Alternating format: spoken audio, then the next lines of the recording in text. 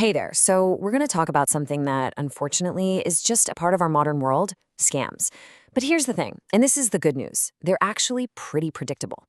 In this explainer, we're going to pull back the curtain on the scammer's playbook so you can learn exactly how to stay one step ahead. Okay, I want you to imagine this for a second. The phone rings and you pick it up. On the other end, there's a panicked voice. Maybe it sounds like your grandchild, and they're in some kind of trouble. Or maybe it's a very official sounding person with a really urgent warning. Your heart just starts pounding, right? What do you do?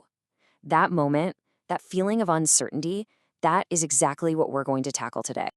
All right, so here's our game plan. First up, we're going to get right into the scammer's playbook. Then, we'll look at some of the most common scams out there. After that, I'm going to give you a simple 3-step shield to protect yourself. And finally, we'll wrap up by talking about how to always stay in control. Okay, let's start by getting inside the mind of a scammer. And you know the best part about this? They're not that creative. Seriously, they use the same basic tricks over and over and over again. And once you see the formula, once you get it, you'll start spotting these red flags from a mile away. So this is it. This is their entire strategy, boiled down to just 3 things. It's a simple little trap. Number 1, they create urgency and pressure. They invent some kind of crisis to make you panic and stop thinking clearly. Number 2, they demand secrecy. They'll say something like, please don't tell anyone, because they want to isolate you. And number 3, they request a very specific, untraceable kind of payment. Okay, let's dig into that last step for a second, the payment part, because this is so important. If anyone, and I mean anyone, ever asks you to pay for something using a gift card, that is a gigantic, flashing red flag. Why? Well, think about it. It's basically the same as handing someone a stack of cash.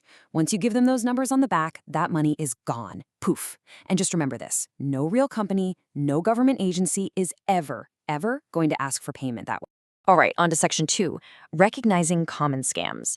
So we know their playbook, right? We know the tactics. Now let's look at the disguises they wear, the stories they tell to put that playbook into action.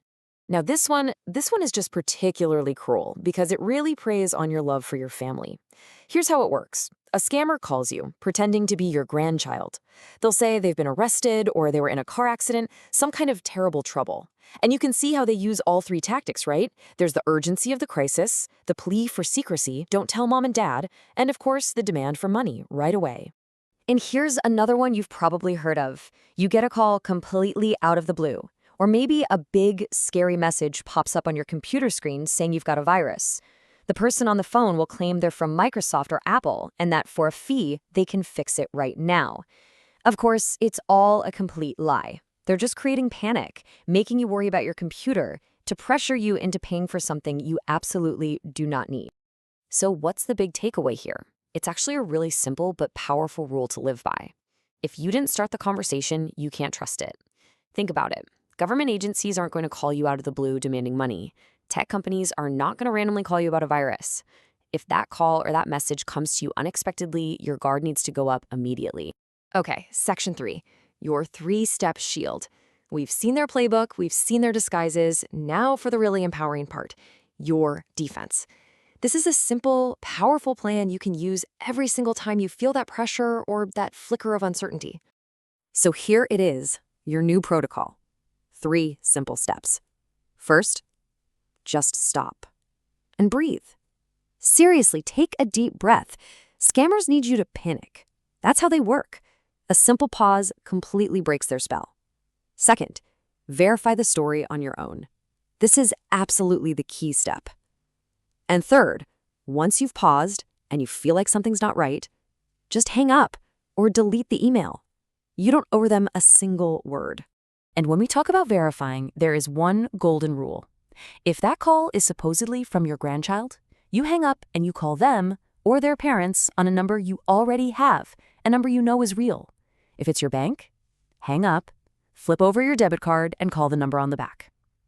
Whatever you do, never, ever use a phone number or a website link that the person on the phone just gave you. Okay, let's bring this all home. What's the one key takeaway from all of this? Well, it all comes down to one simple thing. Who holds the power in these situations? And really, this slide says it all. Look at the difference. The scammer's goal is to throw pressure and confusion at you, to rush you into making a bad decision. Your goal? It's just to pause and verify. That's it. The second you hit that pause button, you take back all the control, and their entire plan just crumbles. Your calm is their kryptonite. So from now on, the next time that phone rings with some urgent, unexpected, high pressure request, I want you to remember this. It's your phone, it's your information, and you are always in control of the conversation. Are you going to hang up, or are you going to listen? The power 100% is in your hands.